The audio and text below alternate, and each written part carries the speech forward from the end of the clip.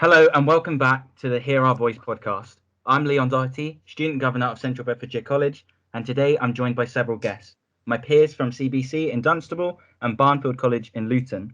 If I could ask my peers from CBC to firstly introduce themselves. So if we want to start with Millie. Hi, I'm Millie and I'm studying media production at CBC. Thank you. And now Mariam. Hi, my name's Mariam and I'm studying public service at Barnfield College. Thank you very much.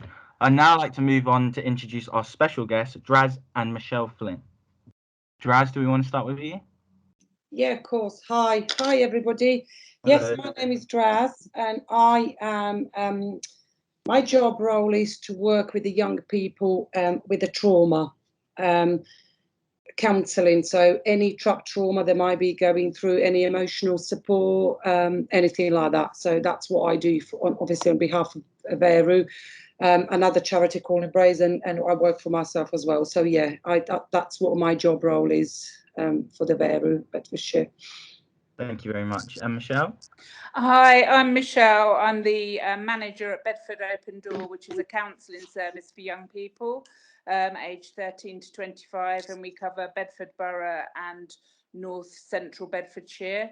It's our 25th birthday this week, so we've been around for a long time. We're a registered charity. And we have a specialist worker who works with the victims of crime and gang members, who's funded through the police crime commissioner. But we also work with lots of other young people. We work in schools, at the YMCA. We've got our own counselling centre in Bedford. And we also work with unaccompanied young asylum seekers. So we've got a lot of we've got about 30 counsellors who offer the service, so with lots of different specialisms. That's brilliant, and happy anniversary. Thank you. You're welcome. Today we're going to be looking and having a conversation at young people's mental health. So I'd just like to start the discussion by asking the question, typically when we discuss exploitation of children and in relation to crime and gangs, we think of the legal impacts it has on them. But today I'd like to discuss the mental impacts that could have on young people. Yeah, so it's really important. I think you make it a really solid point there, that there's a lot of focus on the legal impacts and looking at young people as perpetrators of crime, rather than looking at them as potentially victims as well as perpetrators in some cases. And the whole mental health impact of being involved in criminal activity or being part of a gang or being exploited due to sort of affiliations with gangs. So I think it really does need to be recognised and to be understood, because there are some really significant impacts on young people in particular, with rising rates of suicide, self-harm, anxiety, and obviously embedded trauma from being involved in, violence and sexual violence as well in particular. So yeah, I think it's a really solid question to start with, because we need to recognise that sort of triangle that young people in gangs are sort of caught up in, with being perpetrators, victims, and also the environmental issues that they have to contend with. Absolutely. Draz, I don't know if you wanted to add anything to that.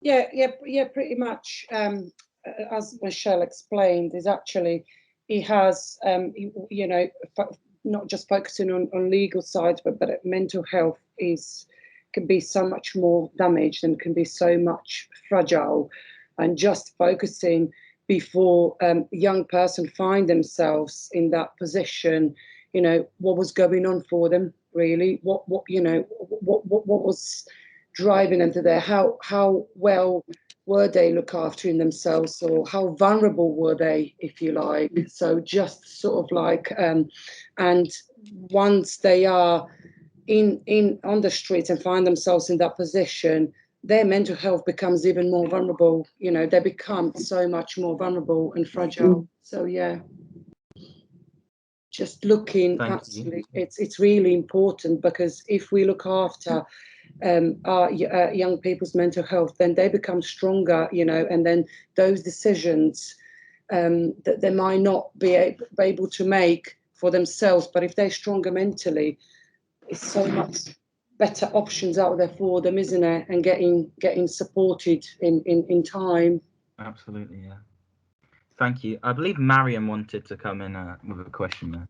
Yeah, my question was, is there a particular mental illness that could make an individual more susceptible to getting involved in crime or being targeted by criminals for exploitation and grooming? I would say that it can happen to actually anybody. It doesn't have to be a particular mental health or illness. It can simply be somebody who's very, very vulnerable, who might be struggling. That especially during the lockdowns time, it's you don't have to. It's just that those young people that are having kind of stronger mental health issues, they are a lot more kind of targeted, and it's easier to reach them. But actually, from our experience and work, anybody can actually be exploited and groomed. Whether young people don't have to struggle in any mental health, they can still be exploited and groomed. Yeah, I agree with that. I think it's, we can't just pin it down to any particular mental illness. There are lots of risk factors that can contribute to someone becoming more vulnerable and more susceptible to being targeted by gangs or groomed, as you say. And there's been lots of studies about it, but there's I don't know if you've heard of ACEs, which are acute childhood experiences. There's been a lot of studies around the impact of challenging environments for young people when they've been growing up, where they might have lived in households where they had parents with mental health problems, or they lived amongst domestic violence, or there was neglect. Drug and alcohol issues. So all of those things can impact on a young person and make them potentially more vulnerable. It's not to generalize, because some young people have had really tough young lives and have not been susceptible to being involved in gangs or crimes, and quite the opposite. And have gone on to have very successful lives. But I think studies have shown that there's more risk there, and also looking at the communities that people live in, where there's perhaps high levels of social disadvantage or social inequality, lots of unemployment. All of these factors can make a young person more vulnerable to being targeted by a gang. And then there have been some studies that show that perhaps young people who've had been identified as having a conduct disorder may be more vulnerable to being groomed by gang members to be part of their gangs. So, yeah. So I think I'd completely agree that there are so many factors, and it's so complex, and we can't generalise that. We have to consider that all of our young people could potentially be groomed or get involved in gangs in some way, and we've got to put things in place to support them and build their resilience and address some of those risk factors. And so that's down to working as whole communities, but also doing some targeted work with particularly vulnerable groups. Thank you both. There were some very important points, and I completely agree with everything that was said. I just want to bring in Millie. I think she has a question. Yeah, so there's a massive national debate about the causes and effects of mental health, and I wanted to ask you both, do you think there's a direct link between mental health and crime and the effect of crime? Yeah, I think it kind of builds on the point of risk factors. So that I think there are links between mental health and crime, and it can go either way. So involvement in crime can lead to an impact on somebody's mental health state, but also somebody with a mental health condition may then be more vulnerable to getting involved in crime.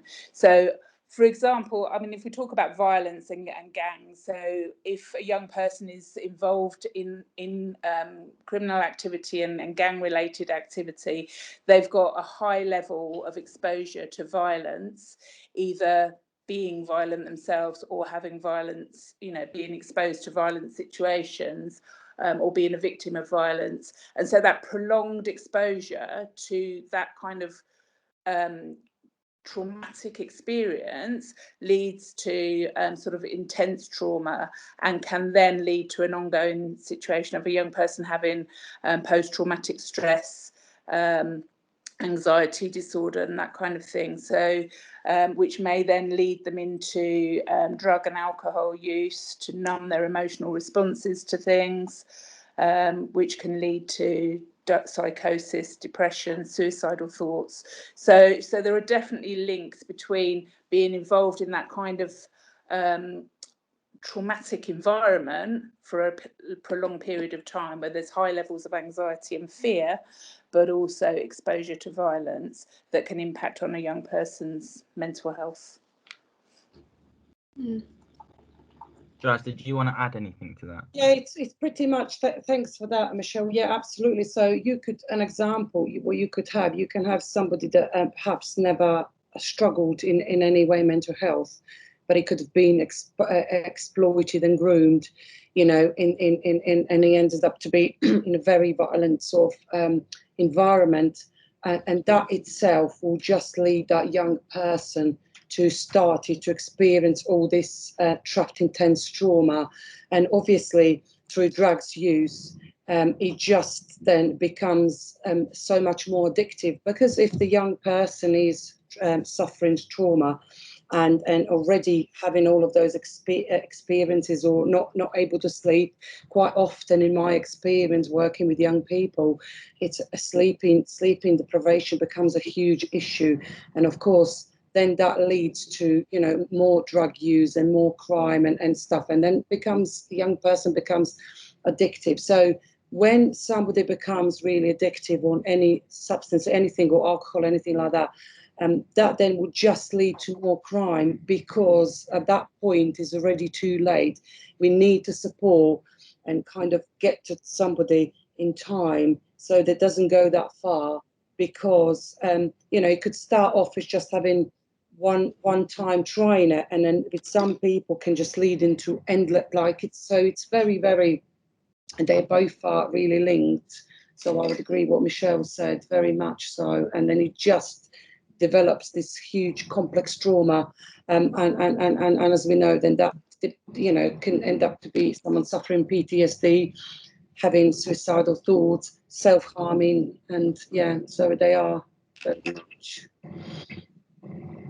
Thanks very much. And again, they were both very important points there. Mariam, did you want to ask another question? Yeah. Do you think there's still a taboo around mental health, in particular to young people's mental health? Absolutely. I think we are still so far away from actually being able to publicly still, even though there's so much work being done, but it is still a lot of stigma attached to it, especially when it comes to young people, because it's not easy for a young person to talk to their friend or somebody and say, I'm really struggling, I need help. Because society where young people are growing up today is much, much tougher, because you got huge factor in that social media. You know, people are, and you know, examples, if we have a young people that come from less fortunate backgrounds, you know, that might have an impact on them, you know, on their mental health, because perhaps they would want to have what maybe someone else has, and it's much harder to open up and talk to anybody, because we're working in, you know, mental health has improved massively since potentially last 10 years ago, but we have still got a long way to go. And you know, and it's my message would be, it's okay to ask for help, and it's okay not to have a good days. There's always somebody there whoever, whether they're young person, whoever that might be, might not be easy to talk to your family member. It might not be easy to talk to your friend because you might feel fear of judgment or anything like that. But there is somebody always out there, a professional, somebody that you might trust, that you can tell them if you're not feeling okay. It's okay to ask for help. Yeah, I think that's a really important message. And there was a sort of a national campaign called Get Talk in Britain, and they were trying to address all across different age groups and cross-culturally to spread that message about how talking therapy and talking and getting support can really help and have a positive impact. But I agree, the stigma is still there. Although I think young people are talking more about anxiety and mental health issues, and so there are a lot more than my generation, perhaps. You know, there's a lot more openness, I think, about talking about these issues. But alongside that, we've got a culture of toughness, and I think particularly if we're thinking about gangs and you know, young people who are, you know, caught up in that kind of really difficult environment of violence, there's this culture of toughness. You know, it's like, you know, man up, I don't need no one, I'm not going to, you know, we look after our own. These kinds of things prevent, you know, young people potentially from opening up and accessing support, because they might be worried about showing that they're vulnerable or being seen as weak or being seen as a weak link in the gang because they're not coping, you know, they're showing their weaknesses. So I think it's a really complex environment for young people, and I think we need services in different places and offering a variety of options for young people, because one service doesn't meet everybody's needs. And I think also it's about where are those services, because as we know with gangs, there's a lot of territorial kind of issues that, you know, if you put a service in one side of Bedford, people are not going to, you know, some young people won't go to it or would be fearful to go to that area, so they may not access that service. So I think when they're planning support for mental health, they need to be thinking about, or we as communities need to be thinking about, where do we locate services and how do we make them accessible for young people so they do feel okay to go and ask for help. Thank you. Millie, can I bring you in again? Yeah, so do you think that there's enough being done to educate the young people and the listeners on the right or most important topics surrounding young people's mental health? Yeah, I think there's lots being done, but there's still lots more to be done. I think COVID has focused everybody on doing things online. So there's a lot more like these sort of podcasts and that sort of opportunity to hear from different people, webinars, Zoom meetings, that sort of thing. So I think that's raised awareness and provided information out there. There's a lot of good websites as well, like the Young Minds website. I don't know if any of you have had a look at that, but that's got lots of good information on there on different subjects. So we mentioned sleep earlier. They've got a section on sleep. They've got a section on self-harming, and information for parents as well.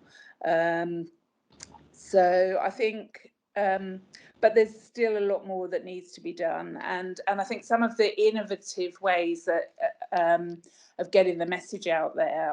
There's a guy, I can't remember his name actually, but he uses music and spoken word, and he's talking about gang crime, knife violence, mental health, but he's doing it through that spoken word and his music. And I think that, you know, that's a really sort of a much more accessible way for some young people, because they may not want to listen to you know, a webinar, but they may well click on social media and listen to someone through spoken word. So I think it's about being a bit more creative in how we educate young people and involving young people in that. So I love the fact that this podcast is led by you guys, by the young people, and you know, you're the ones posing the questions about what's important for you. And I think schools have got a really important role in this, obviously. And in days gone by, schools didn't really like to talk too much about mental health. It was almost like there was this fear of taking the lid off, and how do we contain it if we get, you know, all these conversations go in and people start telling us about their problems. But now it's embraced that that's part of the role of schools, is, you know, so they do mental health wellbeing days and mental health awareness and PHSE. So I think that's an important way to get it from primary upwards, really. Draz, did you want to? Yeah, thanks for that, Michele. Just to quickly add to that, is actually I agree. It's so much better now, because, you know, there is social media and things are shared on social media. I know some of them can be negative as well, because that work with the young people, where they have been seeing, you know, people self-harming and stuff like that, and that encourages young people, sometimes doesn't give a positive message. What I would like to add on to this is actually it's just being also aware, how do we support kind of the parents, and culturally, and diversity plays a really big part, because supporting parents to support child, and this is, as Michele said, schools play a big part in here, you know, bringing something into schools. I know it's like might not be always possible, but actually, you know, the children kind of learn how to, you know, they learn PE, you know, importance also would be really useful, that they learn about what, like, how, you know, a little bit more about mental health. I know they do a little bit more, but equally we might be having lots of parents, including myself, that has got different background, and where I grew up, you weren't really allowed to talk about mental health. There was no such a thing. So we might have young people that they're not really able to express themselves. So to support the parents, to support a child, I think is really big, because some backgrounds and you know, I always start from me, is actually at the time we weren't talking about that, because you just get on with it. You have to be strong. I was told just be strong. But had my parents at that time what mental health is, and what if I had any support, perhaps my journey in life would have been up to now much more easier, if that right support was there and somebody was there to provide that. So yeah, all of these things, yeah, but a long way to go, yeah, but as Michele said, you know, there's already so much out there, and just asking somebody, you know, asking that person that you trust, as I said before, and then somebody to signpost somebody, you know, to get that help. I just wanted to pose another question to you both and ask, who do you think is more likely to access support, males or females, or do you think there's a difference at all? Well, for our service, historically, it's been females. And I think that is pretty much across a lot of mental health services in England. However, particularly in this last year, we've definitely seen a marked increase in the number of young men coming forward and asking for counselling, and especially the 18 to 25-year-olds. Although we are getting younger boys, we're getting 13, 14-year-old boys as well. And I think partly that's a change of influence, like it's, you know, socially, you know, slogans like "it's okay to be not okay" and that sort of thing puts that message out there that it's okay to talk. But I think the issues that Draz was saying about cultural influence can make it much more difficult for some young people to access support. And I think historically for young men, it's been the thing that it's not okay to talk about their feelings, and it's about trying to change that message. And there are some really good services that are specifically for men as well, that like there's a campaign against living miserably is one for specifically for men, and they do a lot of online work and face-to-face work as well. So I think sometimes it's about having male specific support groups as well, where they can feel comfortable. But yeah, I think generally historically it's been female, but it's changing, and I hope it continues to change, that more men feel they can come forward. Yeah, Thank you. I just come and say, yeah, I agree with that, definitely.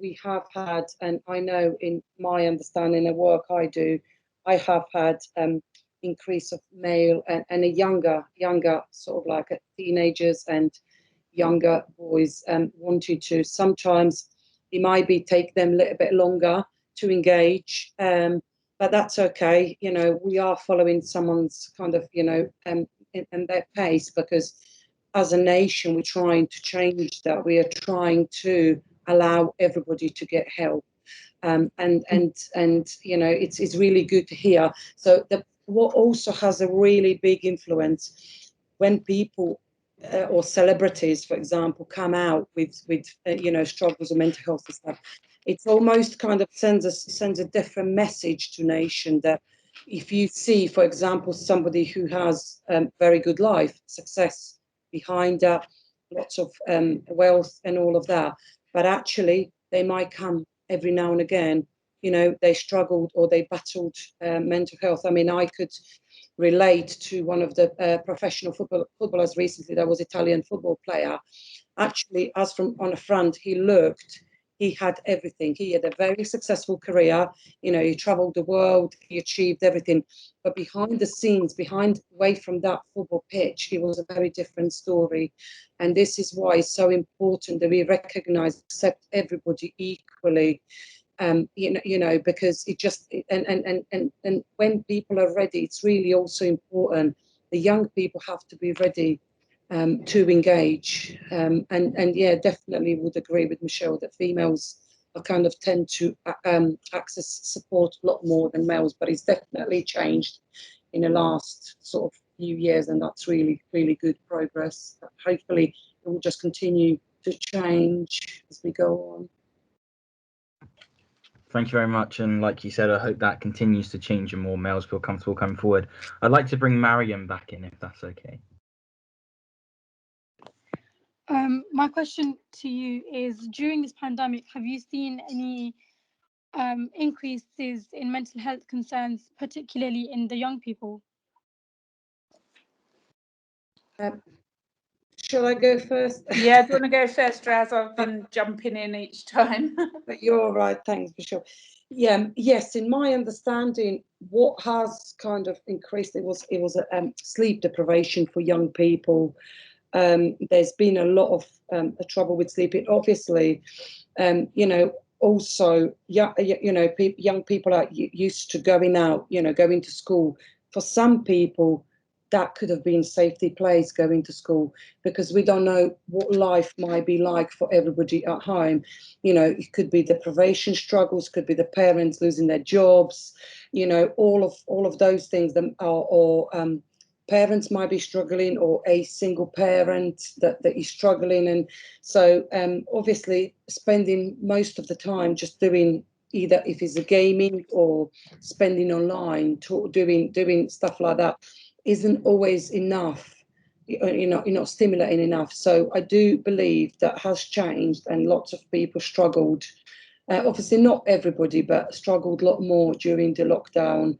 As a result of that, also we can't know what goes on behind someone's kind of closed door, if you like, because you know, not everybody went to school and stuff. So that itself, restriction, it's just big, it's huge. It could be very confusing, especially if it's a younger child.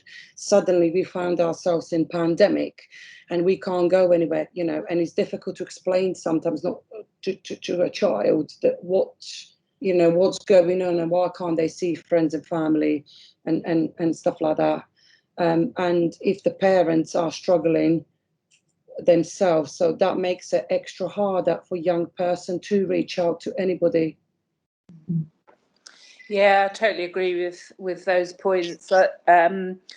I think particularly if you've got parents who've got mental health problems themselves, or who've got drug or alcohol issues, or there's domestic violence in the house, it just makes those young people far more vulnerable, because they're not going to school or college or getting their usual social support. And I think also a big impact for young people is that loss of freedom and independence. It is for everybody, but I think particularly, you know, for teenagers where this would be their time of sort of starting to be able to go out and about on their own and have that independence, and that's been sort of robbed from them at a time when they should be having those experiences. And being, you know, nobody likes being told what to do all the time. I certainly don't. But I think for young people, you know, what I've heard from a lot of young people that we've been working with is that, you know, that they're frustrated by not being able to sort of explore their independence and always being told what they can and can't do. And it's just so intense. And there's been this sense of not being able to escape from it.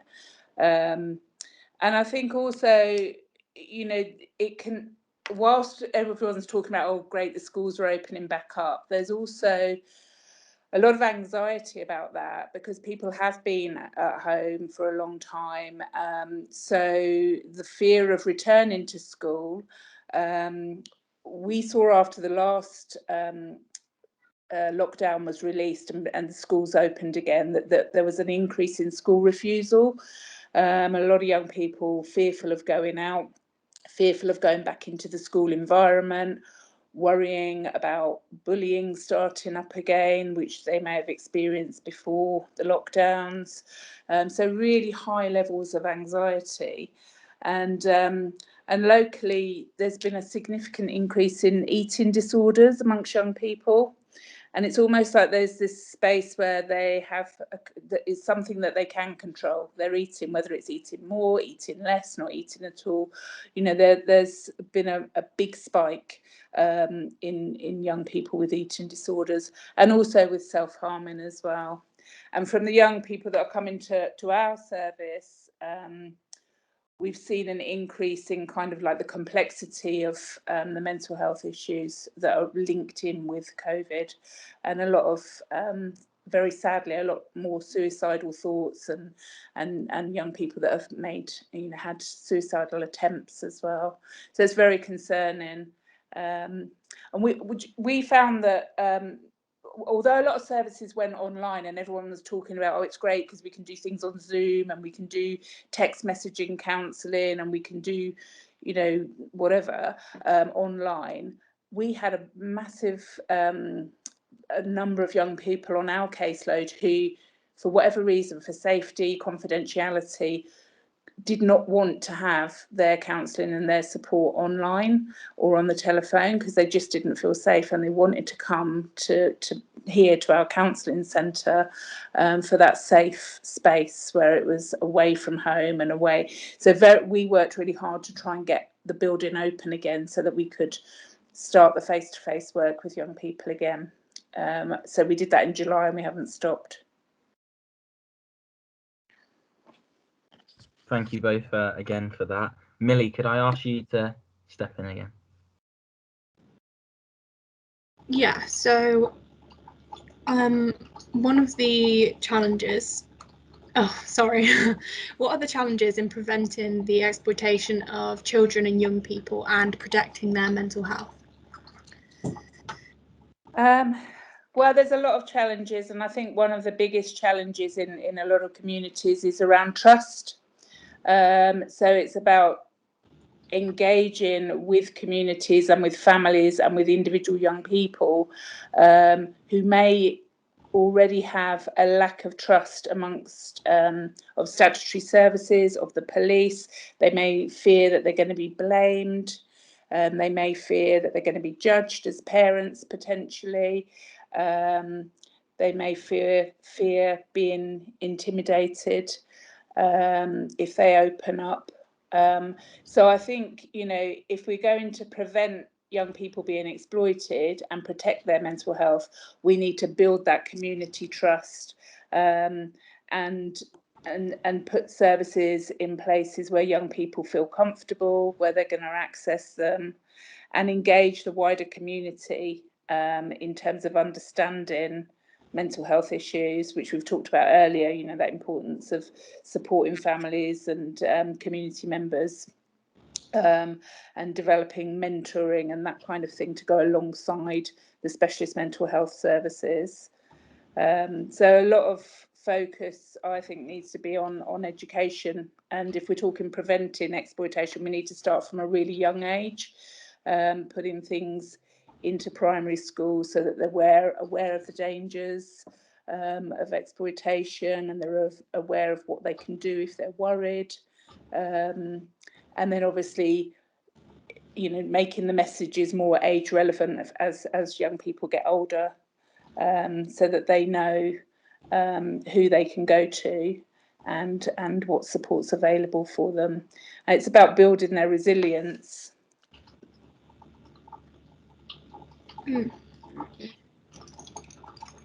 Yeah. Draz, do you want to?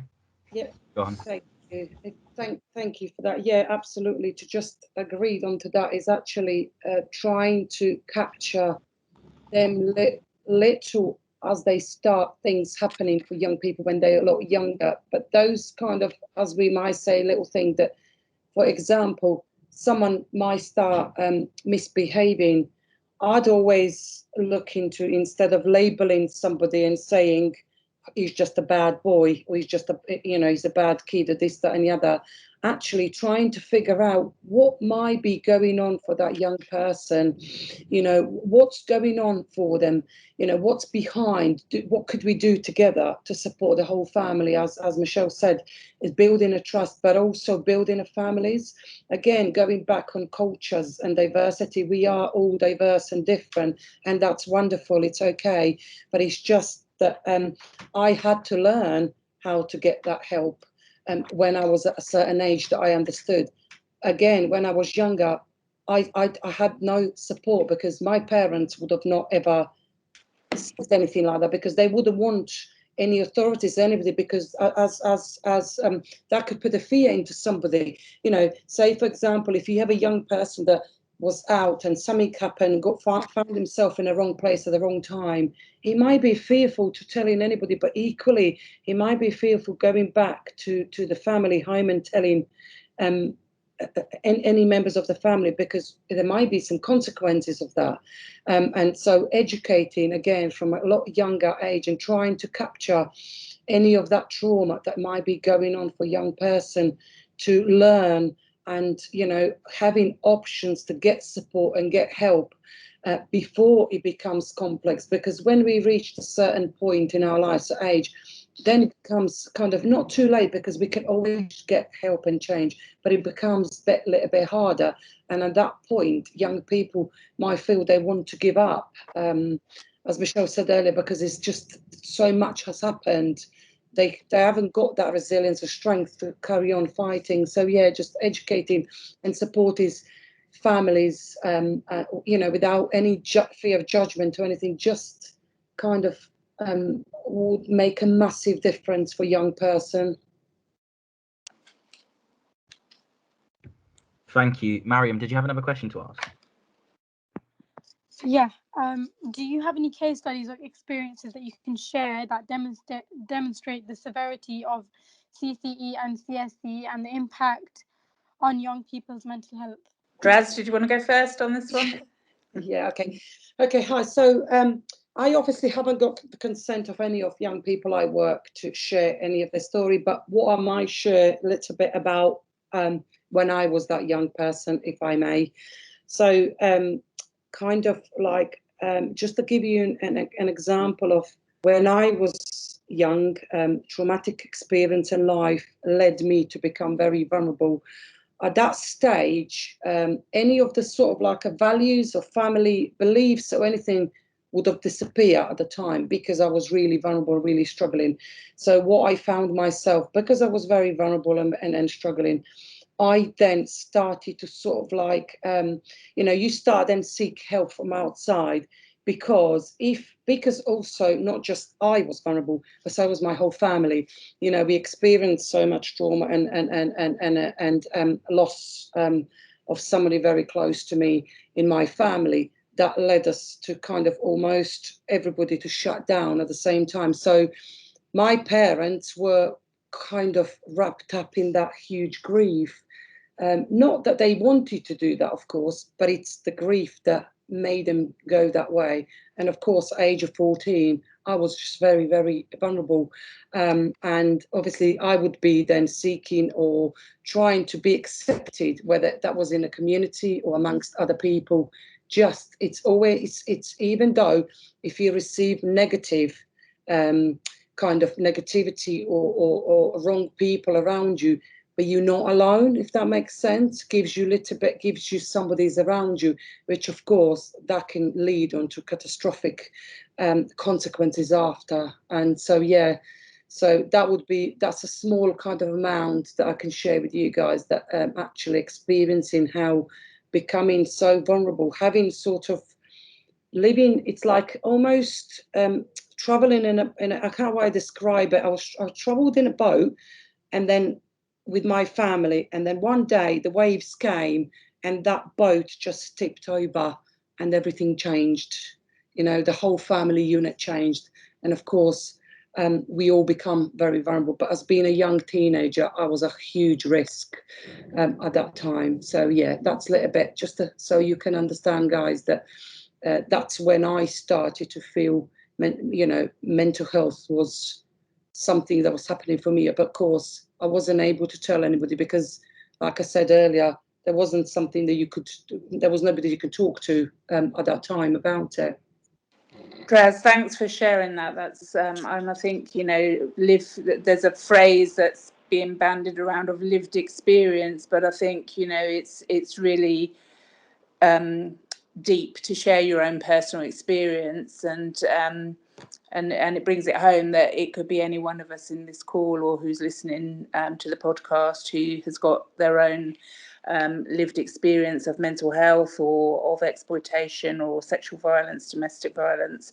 So it does impact right across the generations and right across different cultures, etc. So, and that's partly my own lived experience is what brought me to doing what I do for my job. It's been my kind of driving force really to put things in place to support young people when they need it.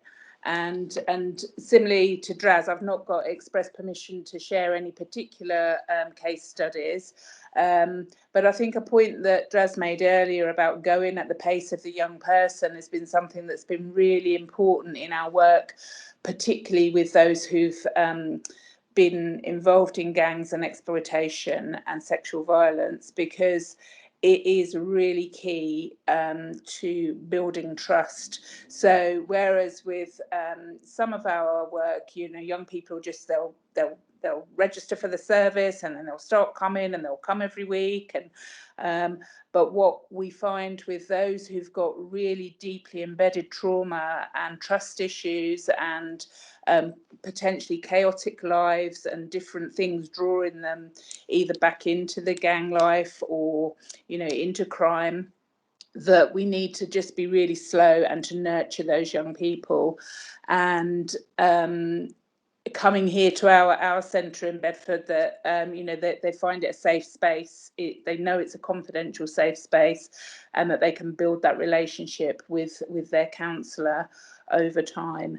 And for me, the joy of this work is when that young person, I hear them walking out the door and they say, "I'll see you next week," and it's kind of that it's working, they're feeling safe, that they've worked through their fear of engaging with the service, their fear of opening up, their fear about talking about how they're feeling, what they've been through, and that we can support them, because we work in a really multi-agency way with our young people who are involved in gangs or who've been through exploitation or are still in it, so that we get them the best support that meets their individual needs.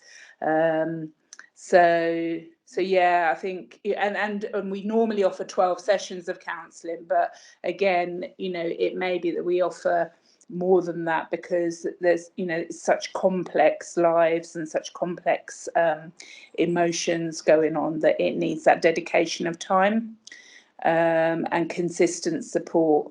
So for me, that's that's why it's so important that services like what the service that Draz offers, what the VERU are doing, and other counselling and mental health services are working alongside the services that are, we started off talking about that legal aspect, but the services have got to work together to have the best possible outcomes to safeguard young people.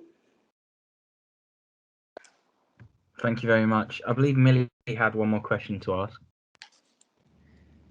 Yeah, my final question is there anything that parents, caregivers, siblings, or even wider family members can do specifically to make a difference in supporting young people in their mental health?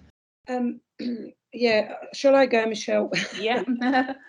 Thanks. Yeah, to kind of wrap it all up, exactly what we both talked about, it is actually, as Michele just said, that there is agencies, there's places, there is so many of us out there that will hear you, that will listen to you. If I go back on my own personal experience, which is obviously very, very long and traumatic, but if I look back, where I am now for where I was a few years back, it is just unbelievably. So I did it, and you can too. For the parents that might be listening this, the sisters, I was the sister I was the grieved sister. I was that daughter. The parents struggled, huge amount of struggle, but I did it to listen to somebody, hear them, signpost them. It might be difficult for a sister or a sibling or mum and dad to listen to what might goes on for a young person, to your child, but it's okay. There is somebody out there that can offer support so that young person doesn't have to suffer alone or struggle. Because what I would always say, I'm sure Michele might agree, the first step towards that change is actually just admitting that it might be something going on for me here. I don't know what's going on, or you might be asked to do something that you don't want to do, you're not comfortable with. Reach out to somebody who will hear you and support you. And if they can't support you, they can signpost you to the places that you can come to us and talk and share your experience, get better, and kind of lead on successful life from then on. Because I did, I believe so many people did out there, not just me. There's so many thousands and millions of people that have overcome and survived whatever that might be. So you guys can, everybody can. That would be my message. Reach out to whoever that might be. Don't suffer alone, and just ask for help, and be free from that trauma, from that experience that might be started on when you were a lot younger. And it kind of, as we grow up, we started to realize, well, that didn't feel right, that's not right. It's okay. It's much harder, and I know that, to reach, to speak with your closest members of family, but they can, if you can tell somebody as close to you, they can signpost you to people that you don't have to feel is difficult to share with. That would be my message.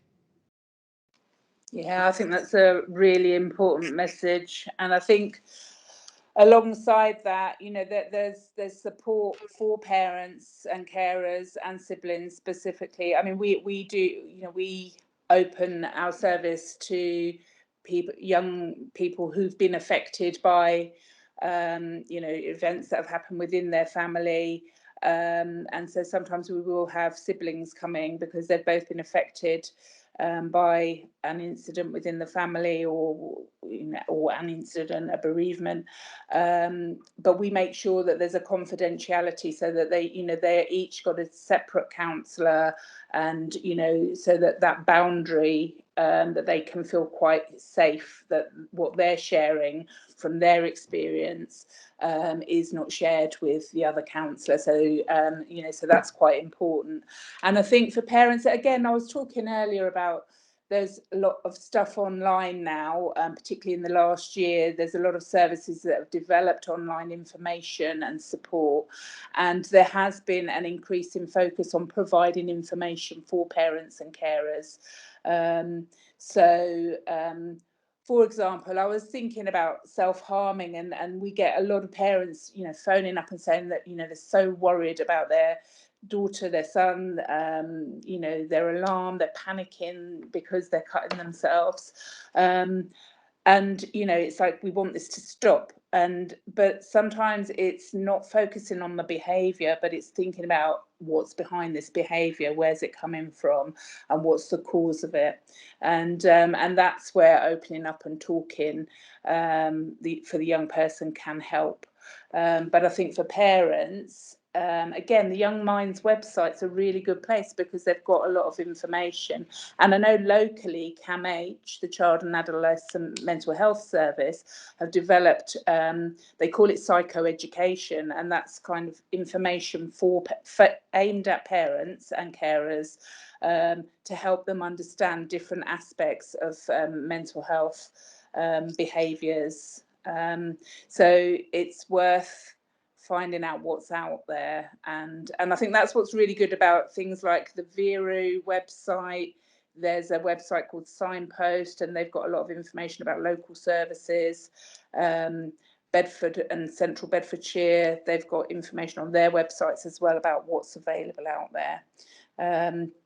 So I think it's about learning and to understand a bit more about anxiety and mental health issues to support your young person the best you can, really, and not taking the blame for everything, because life's complex, and historically, parents used to get the rough end of the stick, and be blamed, and that's where I think a lot of these trust issues are.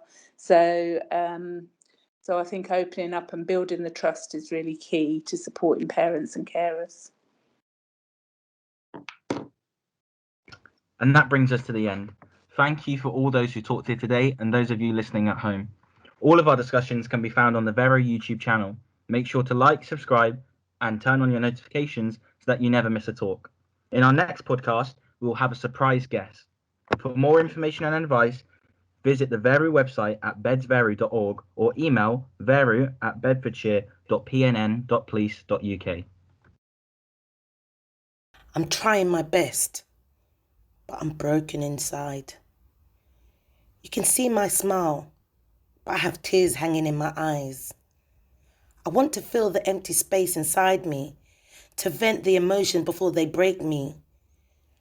I just want someone to give me a hand, to save me before I fall. Can you hear the voice inside my heart saying I just don't want to be lonely? Hear my voice, Bedfordshire.